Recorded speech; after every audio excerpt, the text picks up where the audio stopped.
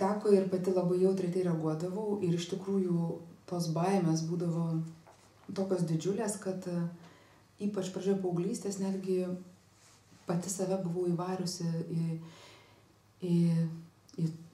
į tokią baimę, kad bijodavau iš namų išeiti. Aš niekada nebuvau liekna mergina, buvau su tokiais dideliais žandais ir tai tam tikros situacijom būdavo patyčių. Sulaukdavau patyčių dėl to ir tai būdavo labai baisu. Ir tam tikrus kompleksus įvarydavo. Ir iš tikrųjų, dabar manau, kad klaida buvo ta, kad aš apie tai netgi gėdydavausi kalbėti, nes jausdavausi verta jų. Vat kas, man atrodo, yra ir baisiausia, kai patys vaikai, iš kurių šaiposi, jie kažkodėl priima tai kaip kažkokią neišvengiamybę. Ir manau, čia be suaugusių pagalbos niekaip negali apsieiti, ar be draugų pagalbos. Baimės jausmas, jisai vaikystėje buvo dažnas. Tiek namo pareiti, pavyzdžiui, viena iš pamokų, išvengiant tų susidūrimų su tokiom ne vieno žmogaus arba ten krūva kokiu nors pacanų, kaip mes sakydavom, ar dar kažkas tai. Ir pačioje mokykloje iš vyresnių klasių tikrai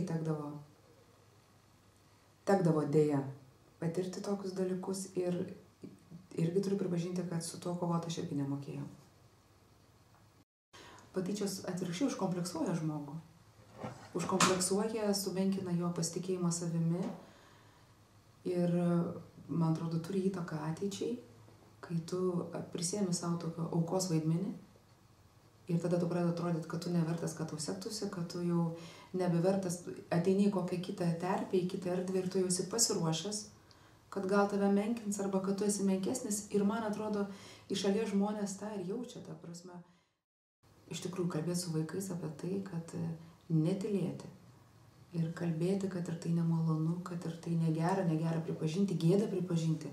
Manau, kad yra dar didelė problema, kad vaikam gėda pripažinti, kad su jais elgiasi negerai, ne taip, kaip jiems norėtųsi. Ir turiu dar iš tikrųjų iš savo vaikystės draugių,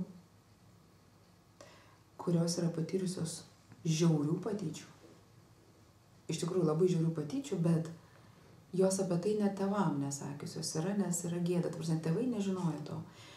Tai va šitas dalykas, ką aš sakau, kad šeimoje yra būtina apie tai kalbėti, nes viskas prasideda nuo uždaro savo artimųjų ratų. Jeigu tu savo artimųjų rate nesijauti saugus, arba, pavyzdžiui, tavo tėvas arba mama, auklėjimo principai yra tokie, kad daryk taip, nes aš taip pasakiau, ta prasme, valdžios principai. Aš esu stipresnis, mano jėga, nes aš esu tėvas, nes aš esu mama, nes taip ir reikia, be jokių paaiškinimų, be jokių argumentų.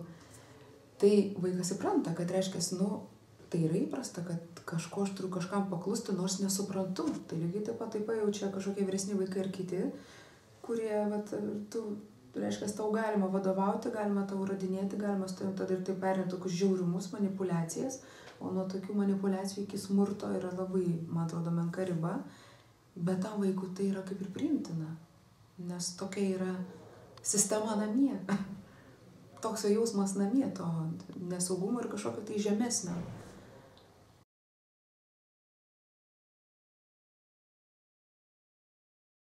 Kalbėdamas su savo sūnum,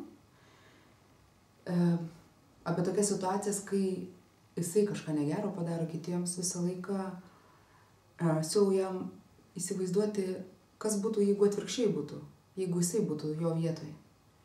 Reikia kalbėti mokytojui apie tai ir didelį vaidmenį, manau, kad vis dėlto atlieka auklėjimas ir tėvai.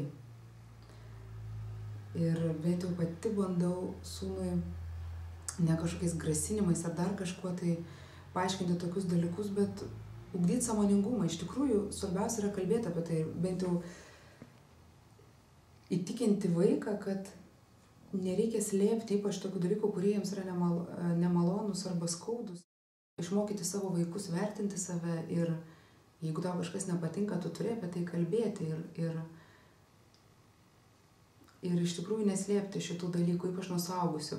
Ir dar žinau, kad savo sūnui sakau, jeigu tave kažkas tai skriaudžia iš vyresnių, nes ir buvo tokių situacijų, ir sakau, ir jeigu ypač sako, kad niekam nesakyk, tai reiškia, būtinai reikia sakyti, nes tas žmogus tikrai daro kažką negero ir bijo. Tai vat, manau, kad pokalbiai tarp tėvų ir vaikų, jie yra būtini ir svarbus.